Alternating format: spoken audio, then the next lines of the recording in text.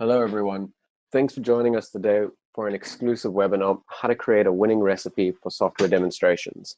My name is Lee Berkman, a sales expert at CloudShare.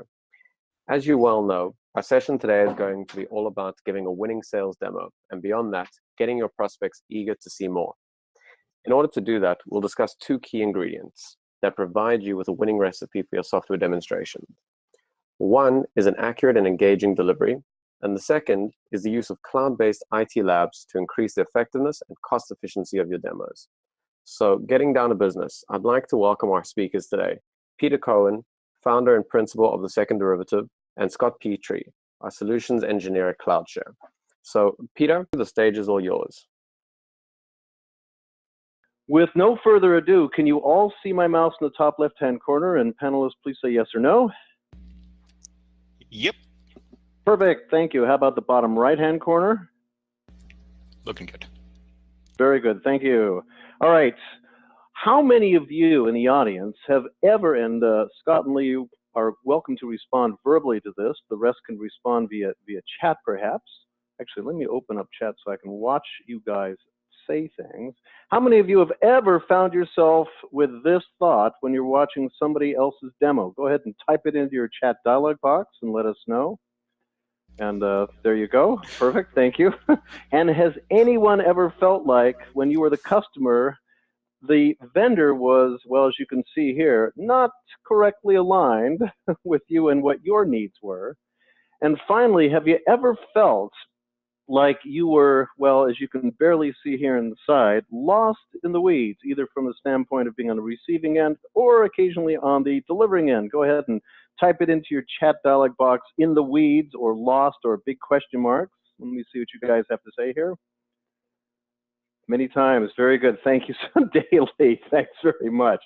All right, ladies and gentlemen, believe it or not, this could be a huge surprise, but it doesn't have to be that way in software demos. Everybody say, oh my gosh, or type OMG in your chat dialog box. There you go. Perfect. All right, so with that in mind, 3 ideas that I'd like to introduce in this portion of the webinar. Idea number 1, do the last thing first, and we'll explain what that means. Idea number 2, execute your demo pathways with the fewest number of clicks. And idea number 3, organize your information so that you put the most important things at the beginning of the session, and as you go deeper and deeper into it, you're getting to finer and finer levels of detail. And you could do this even within, let's say, each chunk or segment of your sessions. But wait, he said, I'm an American, so I have to start this by saying there's more. There's, in fact, 4 items that I would like to introduce. And since we're all computer people, we're starting at item number 0. And of course, that item, well, everybody read this on your own. When you're done, type yay or yes or a thunderous round of applause. Absolutely. Thank you, gentlemen and ladies. Amen. Absolutely. So imagine that somebody says to you, just show me a demo, or perhaps even worse, a salesperson says to a pre-salesperson, hey, just show them a demo. This would be exactly like you being sick. For example, Scott, you're sick. You go to a doctor, and the doctor says, yep, it looks like you're sick. Tell you what, go to the pharmacy here, and what I'd like you to do is to try out one of each of these drugs on the shelves and let me know it works. That is what a traditional demo often feels like to the customer and unfortunately to the presenter as well. So the moral here is you've got to execute discovery, and you've got to do it so that you can, everybody read the title of the slide, that's right, diagnose before offering a prescription. And if you'd like proof on how important it is to do discovery before launching into deep demos, does anybody know what these 2 things right here are? Type them into your chat dialog box. What are these 2 things? That's right, somebody typed ratios, exactly accurate. And what you're looking at are 2, well, these are 2 real-life experiments that we ran with some of my customers. And let's take the second one here. In this case, actually, let me grab my drawing tool. This is an example where we measured over a period of 6 months the number of projects that actually were put onto the forecast as closable during a 6-month period, and it was 650 projects. Of those, 110 actually closed during that 6-month period.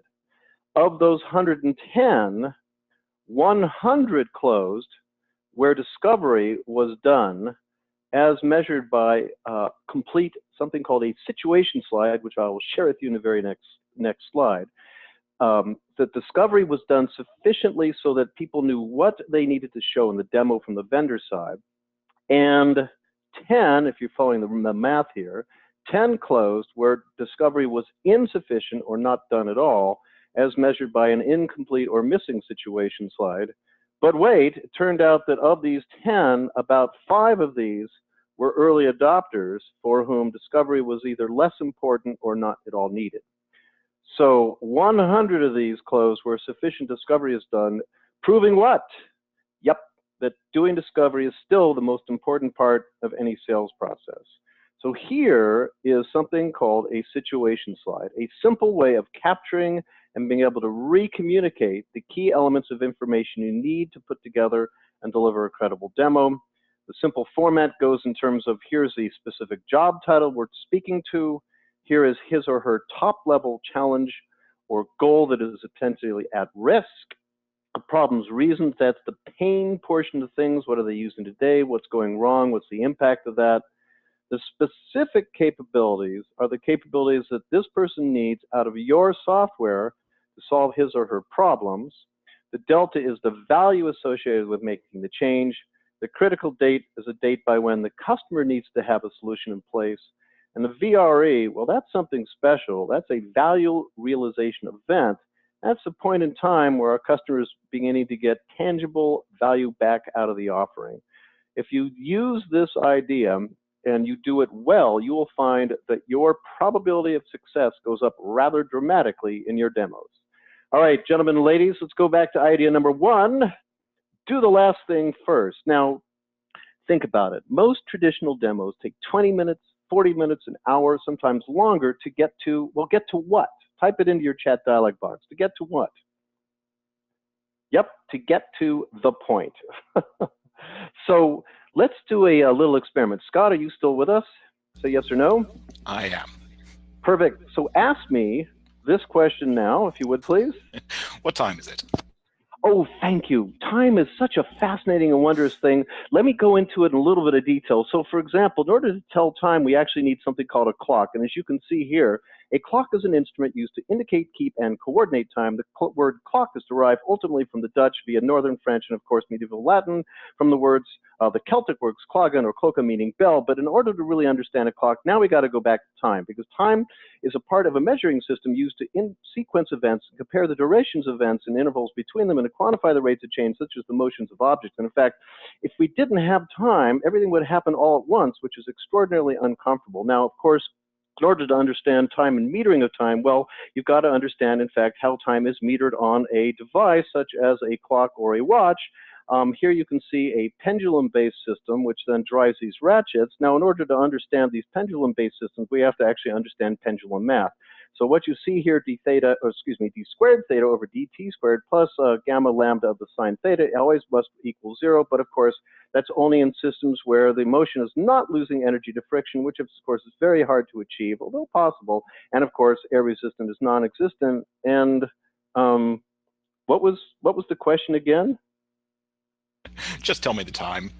Ah, well, it's 11:11 a.m. Pacific time. What's the point here, ladies and gentlemen? Somebody type it into your chat dialog box. What's the point?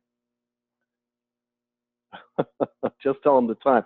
Thank you. Get to the point. Exactly that. And the whole idea of doing the last thing first, I have to share this with you. I cannot tell you how many times I've been watching somebody deliver a demo and they say, I've saved the best for last. Now, this has 2 disconnects. What are they? Anybody? What are those 2 disconnects? Type it into your chat dialog box. So number one, that suggests that everything else up to that point was not of interest or value. Number 2, everybody's sleeping. And by the way, who is left in the room at that point? the lowest ranking people. So this whole idea, do the last thing first, assumes the following. You have done sufficient and substantial discovery. You've understood what it is the customer is looking for. And so instead of holding the best thing to the end, you present it right up front, right away, so that customer can see exactly what's in it for him or her and where this is going. If it resonates, the customer may say something like, oh, okay, that looks really interesting. Now, how did you do that? And the whole rest of the process becomes one of peeling back and revealing the layers of complexity, but in accord with the customer's depth and level of interest. Now, that's idea number one. Let's go on to idea number two. And think about this. When you're executing any pathway in a demo, well, here, let's formulate this as a question. What is the answer to this question across the top of the screen? Type it into your chat dialog box if you would, please. What is the answer to this question? Somebody type it in. I'm not going to go forward until somebody types it in. There you go. A, that's right, straight line. A straight line from A to B. So contemplate this. When we're doing demos, actually, let me ask you guys, is there anything you do, wait, hold on, recalculating. Is there any task you do at work, much safer, where you'd want it to take any longer than necessary? And the answer is, of course, no. So why in a demo would we ever show more clicks or steps than would need to be done in a day-to-day basis? So the way to phrase this is fewest number of clicks, or as I like to say in workshops, just do it. No extra information, no scenic pathway, no if, no or, no also, just the fewest number of clicks to go from path A to path B. Question for you guys in the audience. Would it be acceptable if there was a highly complicated, heavily expensive piece of software? Would it be acceptable for it to execute a highly complicated pathway in a single click? Well, okay, so we have some confusion. Let's do an example. This is the process that many organizations use to order a physical copy of a book and have it delivered to a person's desk right here. Which process would you prefer? This one right here, or how about this one right here? And how many clicks is this? Somebody type it into your chat dialog box. That's right, one click. By the way, great book, I know the author. So fewest number of clicks. Let's move on to item number 3. Most demos for most audience members feel like they're on the receiving end of one of these. A fire hose of features and functions furiously flung, frantically and frankly very frightening. Which would a customer, let me rephrase, what would a customer rather have? A fire hose of features and functions, or somebody read this across the top of the screen, a two-way bidirectional conversation? And the answer, of course, is the customer would prefer this to be, yeah, thanks, a conversation where our customer here not only feels like he's engaged, but he believes incorrectly, a conversion, well done, a conversation. He believes that he's driving the demo because he is asking questions. And one way to get to that is to organize your information in a way that we can borrow from newspapers. And we'll explore that in just a moment. So what you're looking at here is a graph that shows percent on the y-axis, and in this case, time on the x-axis. The blue line shows the number or percent of high-ranking executives remaining in a traditional demo in the room. And as you can see, they leave, well, they actually leave much more precipitously than this. But as you get to the, well, let's look at this. The yellow line, yellow, greenish, whatever, indicates the relative importance of capabilities. The red line indicates how well people retain information during the course of something like a demo, and it tends to be fairly high at the beginning, dead in the middle, and as you begin to say, in conclusion, people wake up and say, thank God he's ending, and people pay more attention. Here, you can see a huge disconnect. Our executives are gone, and the people left in the room are the lowest ranking when you're getting to the best stuff, as in I've saved the best for last. So in a great demo where we're reorganizing things and you're introducing the most important things up front and you're mapping to what people are interested in, you see several delightful outcomes. Number one, executives do what? Well, they tend to remain longer. And interestingly, the overall length of the demo has actually gotten shorter. And you can see here that audience retention and importance, relative importance of the capability matches much, much more closely. And one way to achieve this is to take a lesson from these ancient technologies called newspapers. Now, newspapers organize information using a geometric shape, which I'll introduce in just a moment. But let me ask you guys a question. How do you choose what you, let's check pen color here. Let's do red. Okay, that's perfect. How do you choose which article you want to read? What do you scan for? Somebody type it into your chat dialog box. What do you scan for in a newspaper to decide which you're going to read first? Yep, you look for headlines and you look at pictures that are designed effectively to grab our attention and draw us in. So we decide we're going to read this article right now.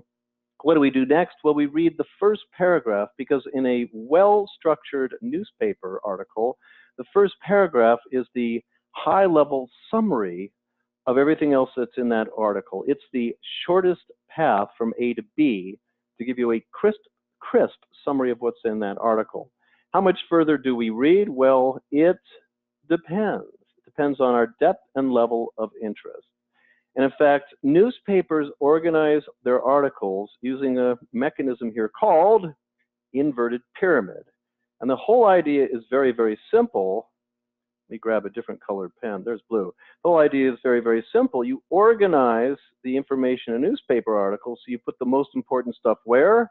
Everybody say at the top. And as you go deeper and deeper, you're getting to finer and finer levels of detail. So that, contemplate this in a demo, if you were going to cut material from your demo, or you're going to run out of time, you cut such that you lose what? The least important stuff. Ladies and gentlemen, 3 ideas that I wanted to introduce. Idea number 1, well, sorry about that. 3 ideas I wanted to introduce.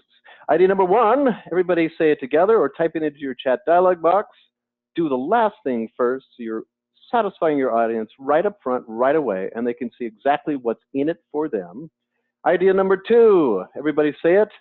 Fewest number of clicks to go from point A to point B, and fewest number of clicks in your demo.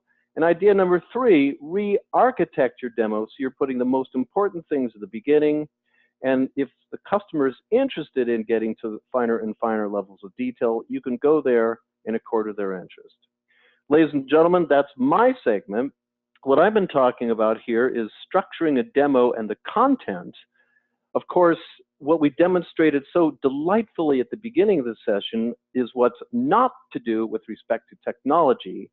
And in an effort to reduce the probability that you have technical issues with your software, I'd like to turn things back to the wonderful folks at CloudShare, who will introduce some capabilities to help you, well, reduce the likelihood that something goes poorly during the technical portion of preparing a demo. Thanks very much, and at this point, we'd be happy to take any questions. So you can use your chat dialog box to fire away. We'll give you a minute or so to think about something. If you have it, ask a question. If not, we'll turn things back over to the rest of the team. By the way, if anybody would like a copy of this presentation, please feel free just to send me an email to the email address shown here below, and I'd be delighted to send it to you. Fantastic. Peter, thank you very much for your insights and bringing such relevance to the table in connection to our presentation today. Moving forward, I'd like to introduce Scott Petrie.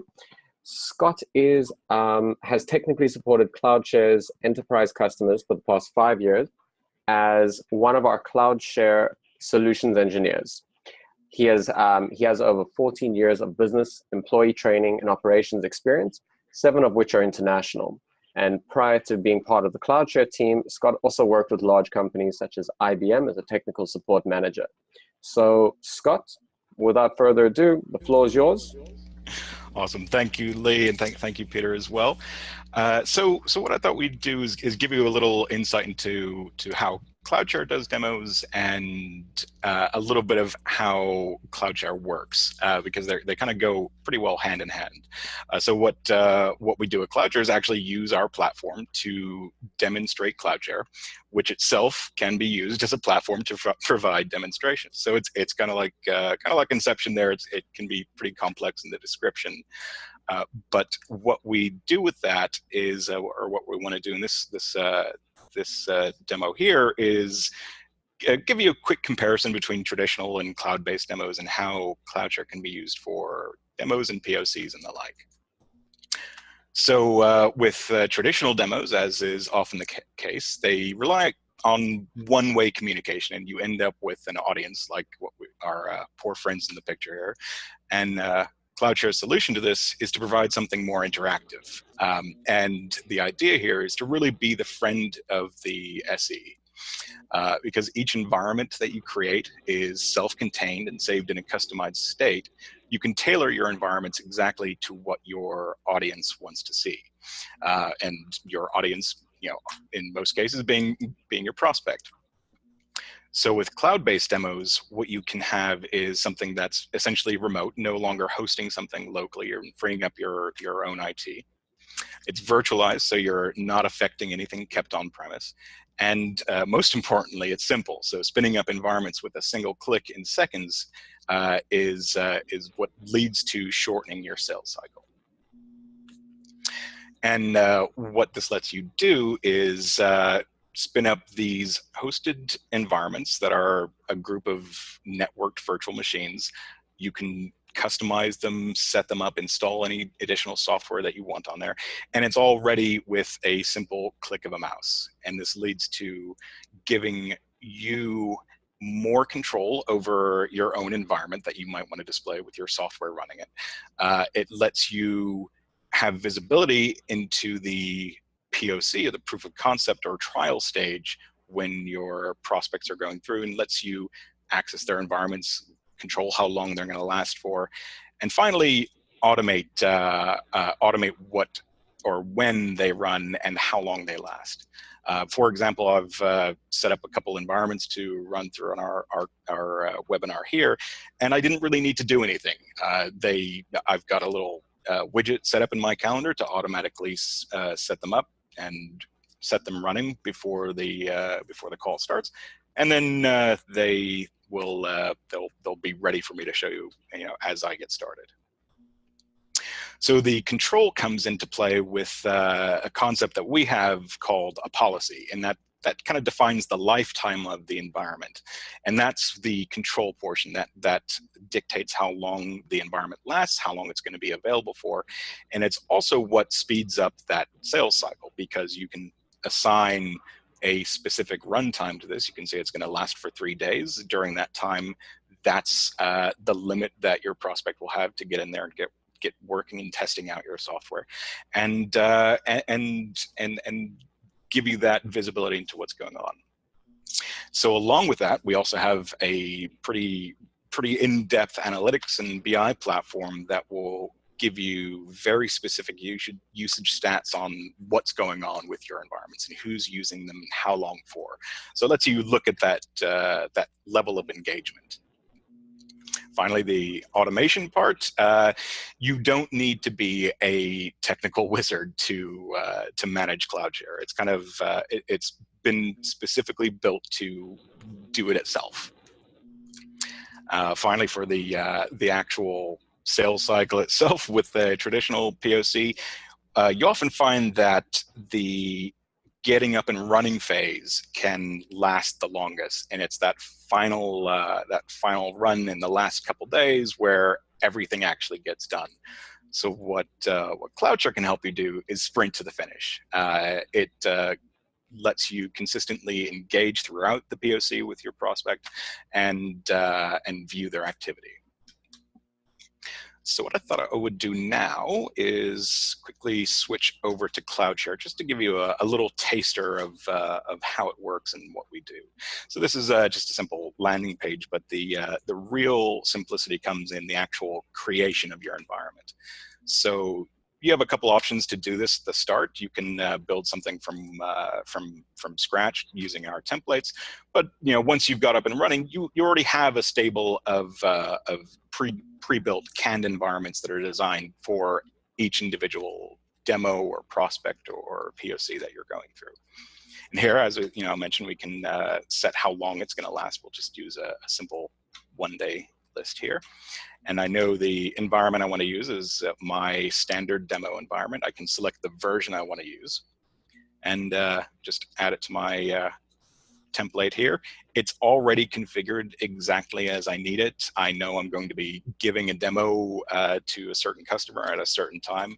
I just basically click save, and it will be getting spun up and ready to use in just a couple seconds in this case.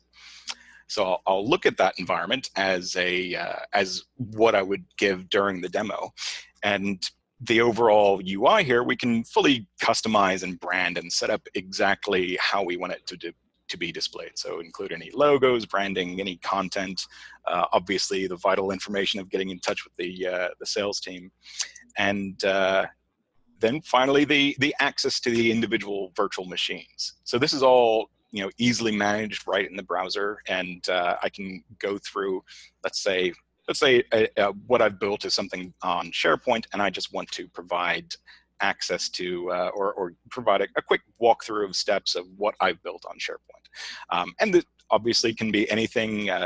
We provide a number of different templates here, complete Microsoft stack and Linux flavors as well. But it's all kept very smooth, very simple.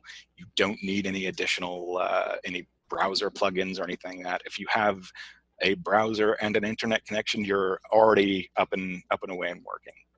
And so we actually take this connection and accelerate it by detecting where you're coming from and mapping out the path you take to our data center. So you actually feel like you're working in a physical machine, not just a remote virtual machine.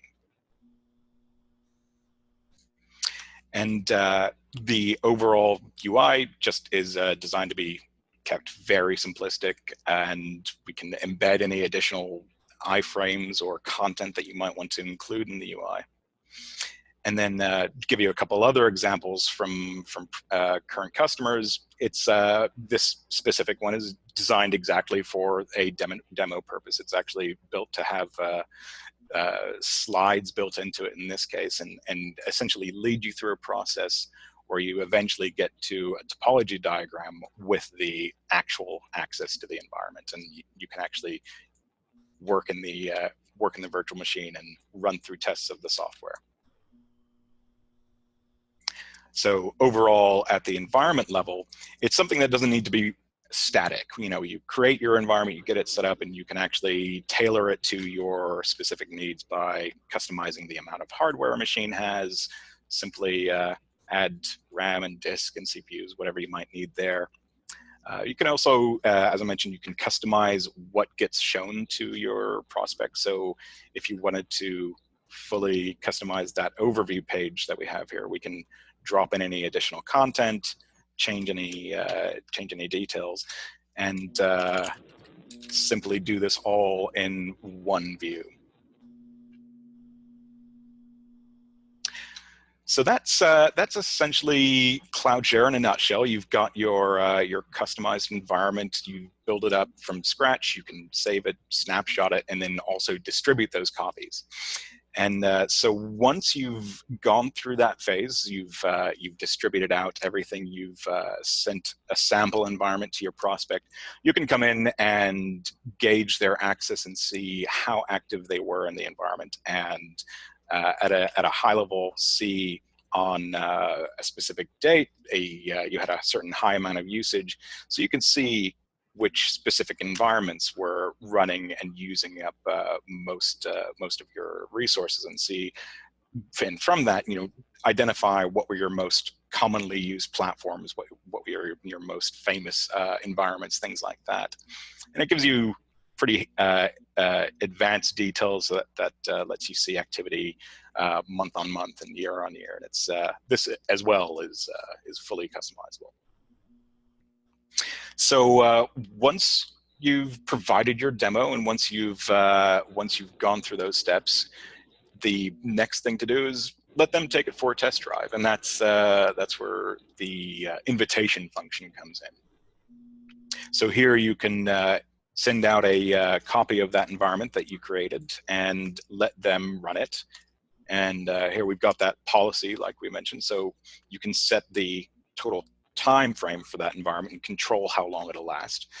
We can even configure it so that when your prospect disconnects, we stop the meter running, we stop the clock, and they can come back in and get back to work and pick up right where they left off. So it's kind of a cost control feature as well.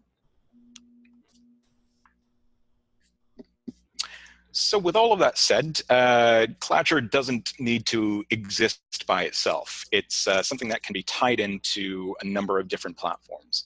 So for example, if you wanted to set up a specific trigger and action between your CRM, like Salesforce, if you have a new lead registered in Salesforce, you can automatically trigger an event in CloudShare that provides an environment directly to them, just automatically, without having to set anything up for them.